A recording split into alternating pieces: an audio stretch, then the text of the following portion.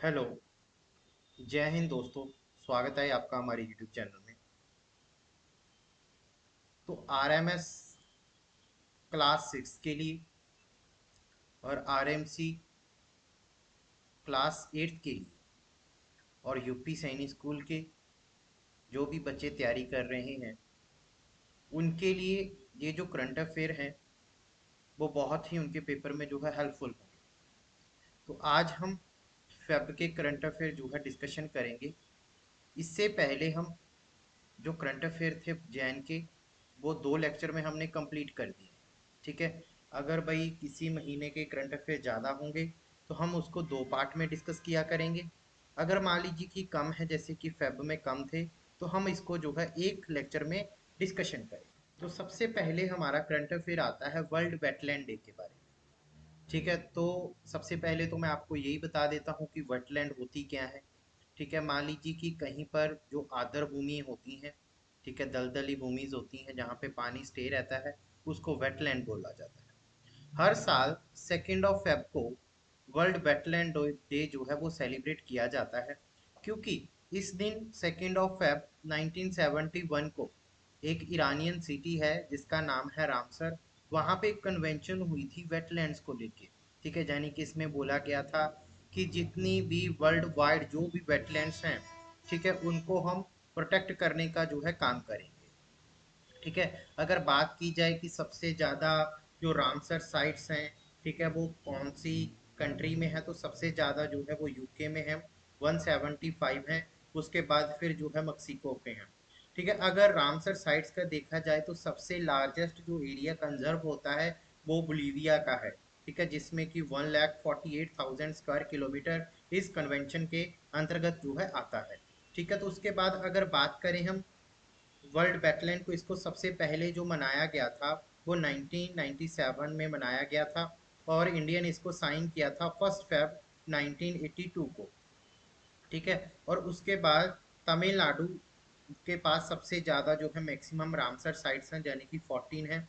उसके बाद फिर यूपी, और यूपी में जो है 10 हैं। भारत में टोटल, ठीक है, 75 जो है वो रामसर साइट हैं, जिसका कि टोटल एरिया 13,26,677 है।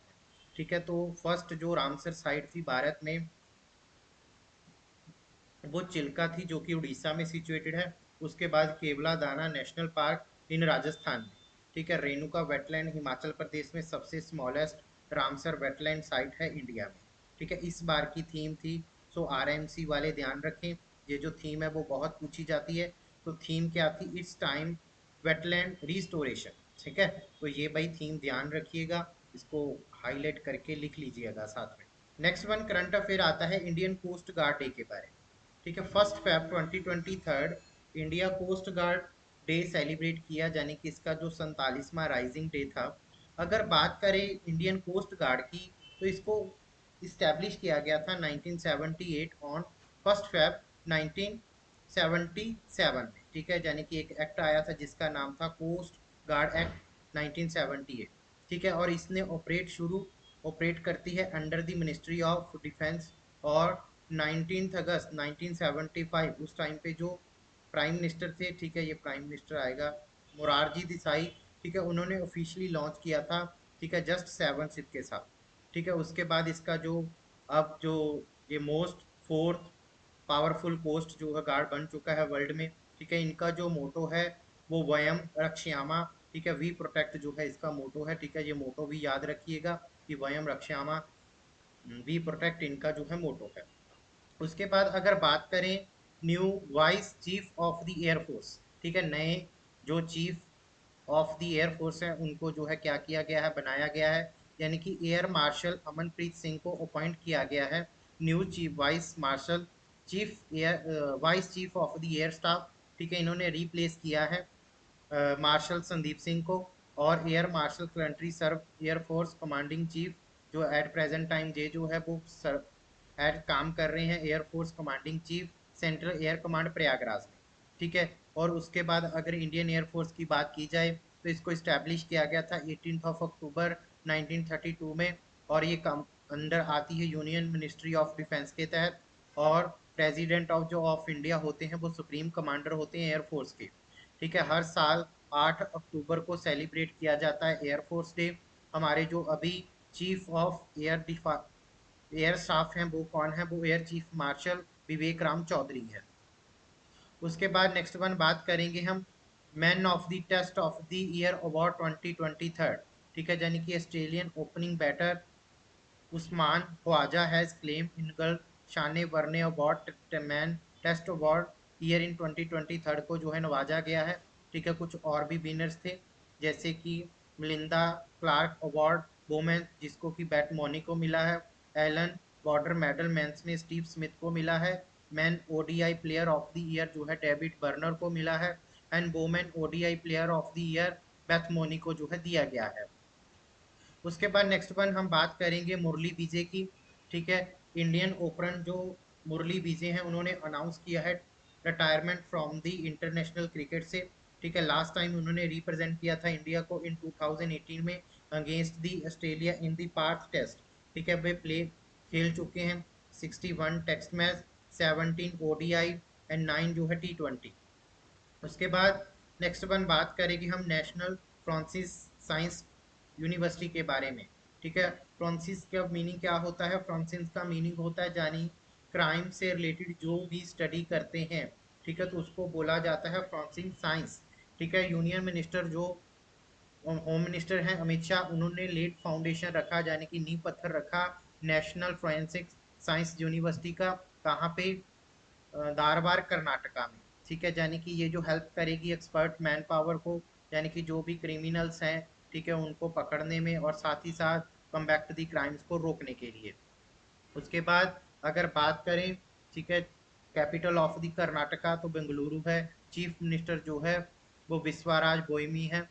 और अगर गवर्नर की बात करें तो गवर्नर जो है वो तरवार चंद गहलोत हैं। ठीक है, सो उसके बाद नेक्स्ट वन हम बात करेंगे FIH प्रेसिडेंट अवार्ड 2023 के बारे में। ठीक है, एक IS ऑफिसर हैं। ठीक है, और private secretary of Orissa CM भी हैं जिनका नाम है वी कृथियम पांडेयन। इनको कन्फर्म किया गया है PHI प्रेसिडेंट अवार्ड में। ठीक है, पांडेयन ने अवार्ड सक्सेसफुली होस्ट किया यानी कि FIH men's hockey world cup 2023 Bhubaneswar में। ठीक है, प्रीवियसली वो organise other hockey tournament like champion trophy, hockey world league and FIH pro league को भी जो है वो ऑर्गेनाइज कर चुके हैं। नेक्स्ट वन बात करेंगे हम T20 के बारे में। ठीक है, तो Chahal became the highest wicket taker from the India team in T20 I history में। ठीक है, तो उन्होंने सबसे ज़्यादा जो है विकेट ली हैं और उन्होंने अचीव किया landmark during the second T20 चल रहा था अगेंस्ट द न्यूजीलैंड जो कि लखनऊ उत्तर प्रदेश में हुआ था। ठीक है, चाहल ने जो है 91 विकेट ली हैं इन दी 75 माइल, वाइल भुवनेश्वर कुमार, ठीक है, सेकंड में है जिन्होंने कि 90 ली हैं विकेट इन दी 87 मैचेस में। और थर्ड बॉलर जो है वो रविचंद्र अश्विन है जिन्होंने कि 72 विकेट ली हैं। उसके बाद नेक्स्ट वन बात करेंगे हम इक्वेटोरियल गिनी के बारे में। ठीक है, president of the Equatorial Guinea Teodoro Obiang Nguema Mbasogo has appointed. ठीक है, इनके द्वारा एक जो फीमेल प्राइम मिनिस्टर है कंट्री की उसको अपॉइंट किया जिसका नाम है मेनुलुके रोकाबुटे। ठीक है, तो ये जो इक्वेटोरियल गिनी है ये अफ्रीका की कंट्री है। ठीक है, किसके साथ इसका बॉर्डर शेयर होता है, अटलांटिक ओशियन के साथ इसका बॉर्डर जो है शेयर होता है। नेक्स्ट वन बात करेंगे हम जाया त्सो के बारे में। ठीक है, जाया त्सो लेक जो है वो पर्पस एज ए लद्दाख की first biodiversity heritage under the biological diversity act के तहत इसको लॉन्च किया गया है। ठीक है, ये जो रेजोल्यूशन था वो साइन किया गया है village stakeholder and secure Himalaya project के द्वारा। ठीक है, अगर बात करें हम जायातसो लेक के बारे में, it is known as a world paradise. ठीक है, ये लोकेशन इसकी जो है वो 4820 मीटर लद्दाख में ऊपर है और हाईएस्ट ब्रीडिंग साइट है ब्लैक नेक्ड क्रेन के लिए। ठीक है, और सिक्योर हिमालय प्रोजेक्ट इसको फंड कर रहा है by the global environment facility में। उसके बाद नेक्स्ट वन बात करेंगे हम एरो इंडिया 2023 के बारे में। ठीक है, D4 एंटी ड्रोन सिस्टम जो कि यूज किया जाता है security during the Republic parade. ठीक है, उसको जो है यूज किया गया है show at the arrow India 2023। ठीक है, अगर ड्रोन की बात करें तो D4 का मीनिंग यहाँ पे है ड्रोन डिटेक्ट डिटेर डिस्ट्रॉय सिस्टम। ये फर्स्ट जो है भारत के द्वारा बनाया गया एंटी ड्रोन सिस्टम है, और इसको इंडक्ट किया गया है इंडियन आर्म फोर्सेस में। इसको जो डेवलप किया गया था वो डिफेंस रिसर्च डेवलपमेंट ऑर्गेनाइजेशन के द्वारा बनाया गया, एंड मैन्युफैक्चर जो किया गया था वो BEL यानी कि भारत इलेक्ट्रॉनिक लिमिटेड के द्वारा किया गया था। इसका जो मेन पर्पस है वो जो भी ड्रोन्स है उनको डिटेक्ट करना और उन पे जो है अटैक करना। उसके बाद नेक्स्ट वन बात करेंगे हम इकोशी बोई मेला के बारे में। ठीक है, बांग्लादेश के PM शेख हसीना ने जो है इनोग्रेट किया biggest book fair of Bangladesh Ekushey Boi Mela इन ढाका में। ठीक है, इस बार की जो थीम थी परो बोई खरो देश। ठीक है, बंगोदर बांग्लादेश यानी कि ये, ठीक है, जो है उनकी लैंग्वेज में लिखा गया है। इसका मीनिंग है read book built the country a country of the Bangla बंधु ड्रीम। ठीक है, इसमें ही also distributor of the Bangla academy award 2023। इसी में जो है उन्होंने लिटरेरी वर्क के लिए ये जो है दिया जाता है। बांग्लादेश की जो कैपिटल है, ठीक है, वो कौन सी है, वो ढाका है, और करेंसी नेम क्या है, वो टका है। ठीक है, नेक्स्ट वन बात करेंगे हम इंटरनेशनल सोलर अलायंस के बारे में। ठीक है, इंडिया ने वेलकम किया है कॉन्गो का इंटरनेशनल सोलर अलायंस में एज ए मेंबर बनने का। ठीक है, अगर इंटरनेशनल सोलर अलायंस की बात की जाए तो इसको बनाया गया था 2015 में। ठीक है, और इसका जो हेडक्वार्टर है वो कहाँ है, गुरुग्राम में है। ठीक है, तो अभी तक टोटल 107 कंट्री इस पे जो है साइन कर चुके हैं। इसका मेन जो पर्पस है वो सोलर एनर्जी को क्या करना, प्रमोट करना है। ठीक है, नेक्स्ट वन बात करेंगे हम काला घोड़ा आर्ट फेस्टिवल के बारे में। ठीक है, काला घोड़ा आर्ट फेस्टिवल इंडिया का largest multi culture street festival है जो कि मुंबई में सेलिब्रेट किया गया। ठीक है, ये 1999 से फरवरी के फर्स्ट सैटरडे को जो है मनाया जाता है, और टिल नेक्स्ट संडे तक जो है 9 डेज का ये मनाया जाता है। ठीक है, इस बार की जो थीम रही इस फेस्टिवल की पास्ट एंड फॉरवर्ड।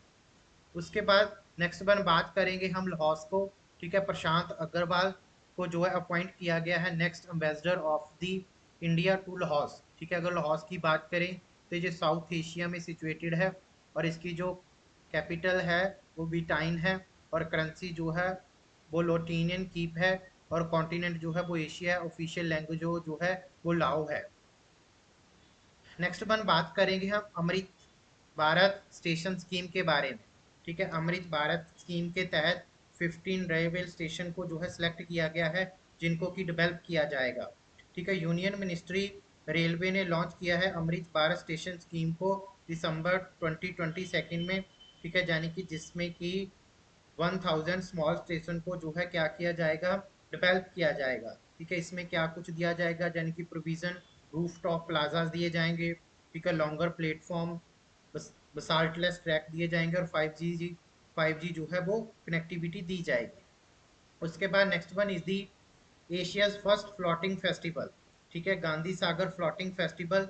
ठीक है, जिसको कि as a Asia first floating festival जो स्टार्ट हुआ फरवरी में, कहाँ पे, मंदसौर मध्य प्रदेश में। ठीक है, ये 5 दिन का फ्लोटिंग फेस्टिवल था।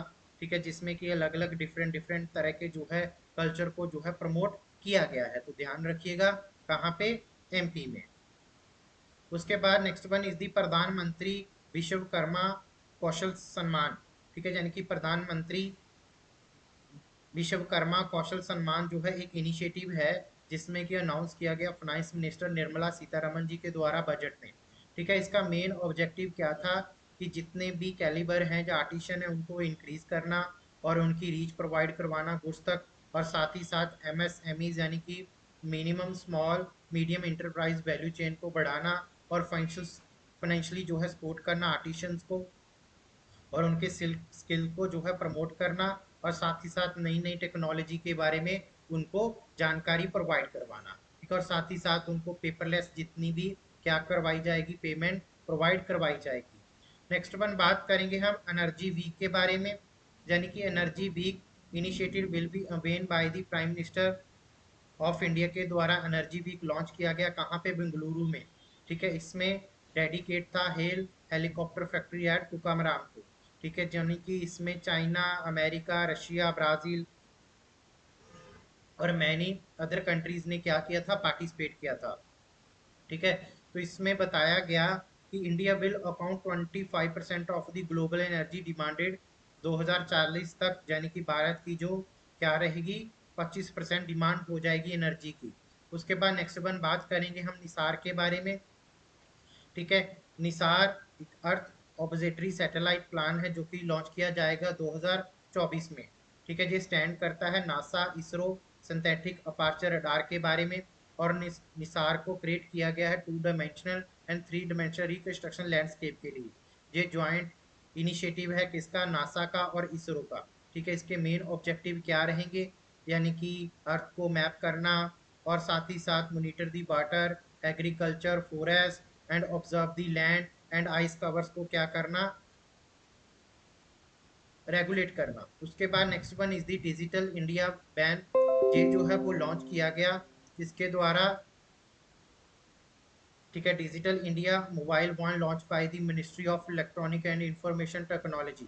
ठीक है, इसका जो मेन काम है वो डिजिटल इंडिया को प्रमोट करना, और साथ ही साथ G20 डिजिटल इकोनॉमी ग्रुप को जो है प्रमोट करना था। ठीक है, सो नेक्स्ट वन बात करेंगे हम नेशनल आइस हॉकी चैंपियनशिप 2023 के बारे में। ठीक है, इंडो तिब्बतियन बॉर्डर पुलिस ने जीता है national ice hockey championship title.